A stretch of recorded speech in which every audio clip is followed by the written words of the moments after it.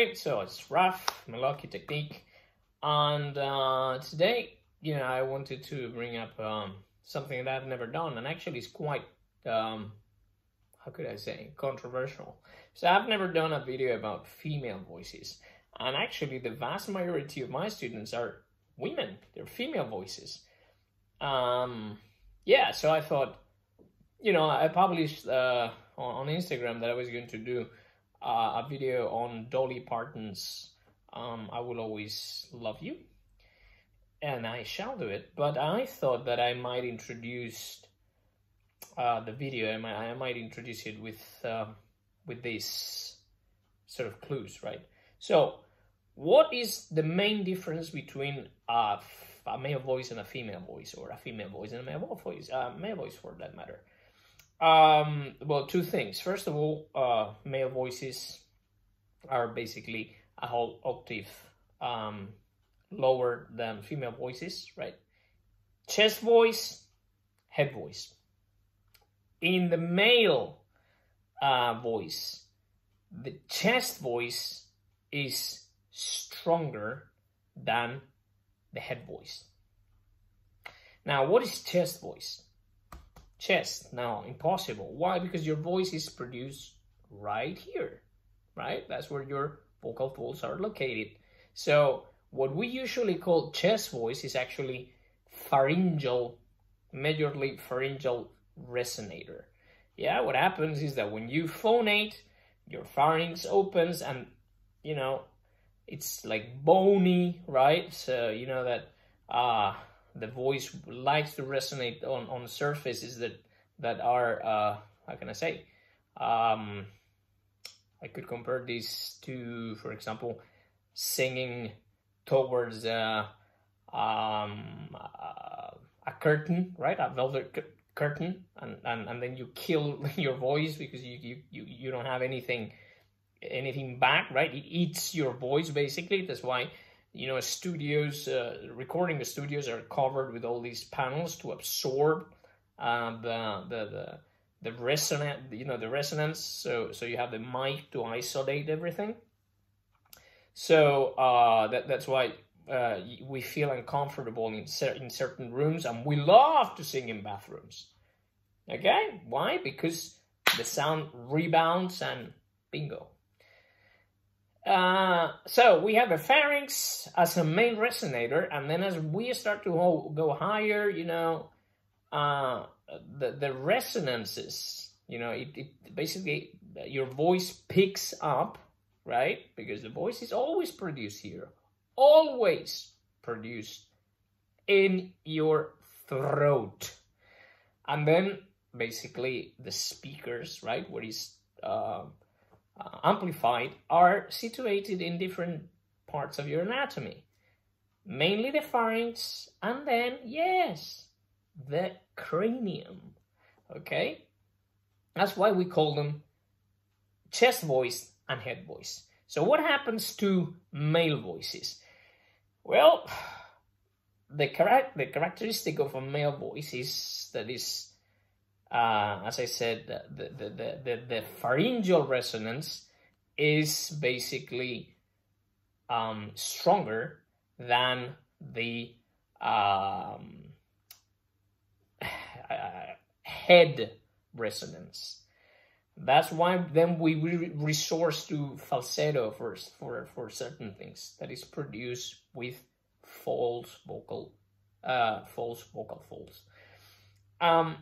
But in women, it's funny because it's actually in reverse. So the head voice is stronger than the chest voice. Yeah. That's why when a female student comes to me and says that she has trouble with high notes, it's either because she has not discovered her head voice, or she has not worked enough on her chest voice. And this is a huge, huge problem. And yeah, hate me.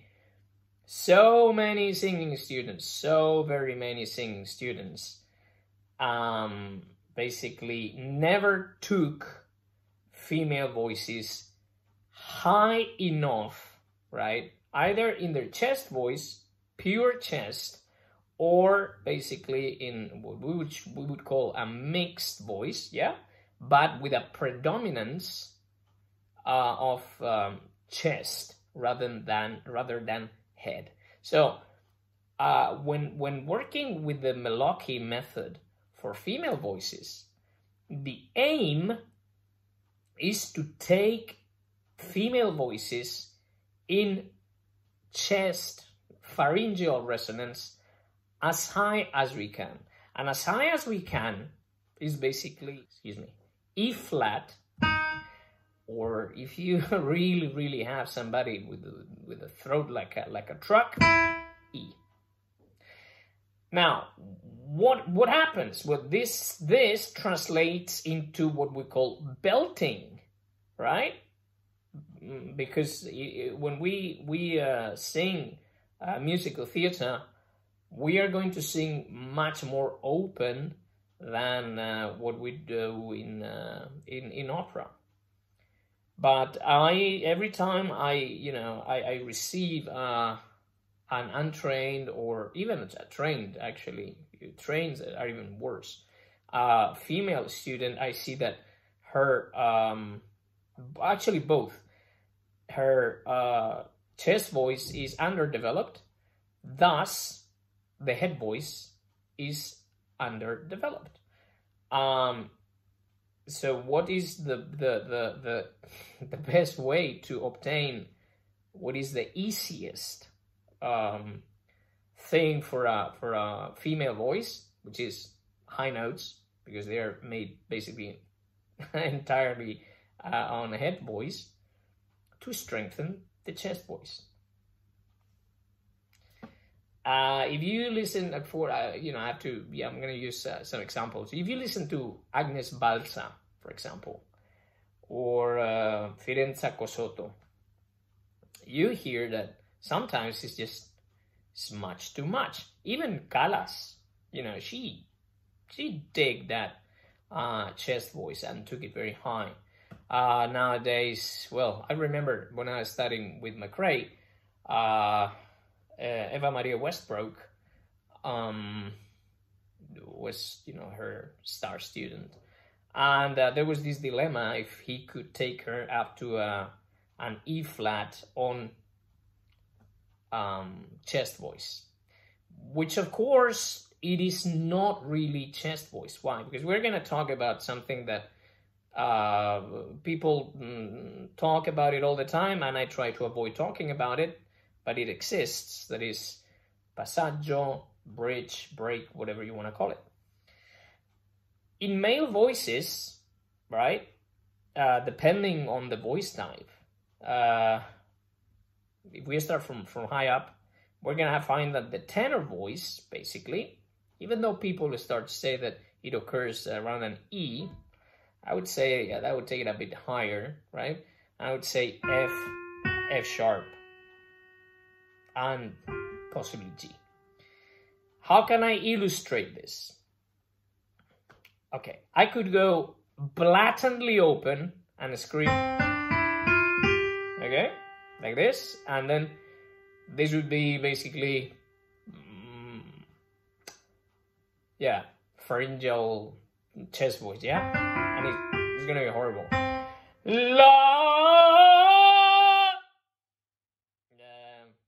Okay, you can use it sometime, but I don't recommend it. So what do you do?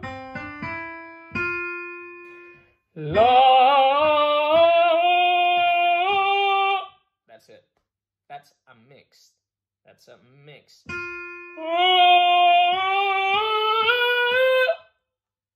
Okay, that's all mixed. Chest with head. Now, what happens in a baritone? That's gonna happen a bit lower. So we would be covering, mixing those two kind of voices a bit lower. I would say maybe an E, maybe an E flat, right? Of course, I cannot illustrate this very well because I'm a tenor, but because I'm a weird tenor. Something like that. La. See? That would be more or less what a baritone, bass baritone would do. So otherwise, the voice becomes a scream. Now, when we talk about women, actually, their break starts much lower. So we find that around B flat, B, C, yeah, all this is going to be in a mixed voice until, you know, we hit ideally, because they don't do this. They take, you know, they rob women of their chest voices, and then we have all these problems. And it's going to happen much lower. And of course, they're going to freak out because they feel the tension, and they're going to lose all that, you know, all these juicy register right here that is basically belting. These are the money notes that Lady Gaga, for example, you know, blasts, or, you know, all the people that know how to sing. And then, you know, Dolly Parton, there you are. And then they would go into head voice. All right, that for us is more of a falsetto. Why? Because in men, so this is head voice, right? Now, what do I do with that? Yeah, diminuendo. That's for another video. Yeah, but that for a woman is great because it's amazing. But for men, it's super weak. So what do you have to do? You have to mix it. Then you have it. All right? Now, that is the main difference between the female voices, the female voice and the male voice. And the biggest mistake is to go into head voice too early. If you do that, you are losing on both ends. You're losing on chest and you're losing on head. You will have trouble with high notes, but if you start to strengthen your pharyngeal resonances a bit higher, your head voice is going to be a knocker. It's going to be a real honker, okay? That's why I really love teaching female voices, because obviously they cannot, how could I say this, impersonate me or copy me, and it's fascinating to see how it's like teaching a man in reverse, regardless their voice type. Soprano, mezzo, soprano, you know, never really had an alto, but, you know, mezzos and sopranos. And it's funny how the voice reacts, and when you get them to discover, you know, where they overlap and how they mix and they strengthen, right? It's just brilliant. Okay, so that's all for today. I hope you enjoyed the video. If you have any questions, just comment below. If you agree, disagree, but please respect. All right, see you next time. Bye.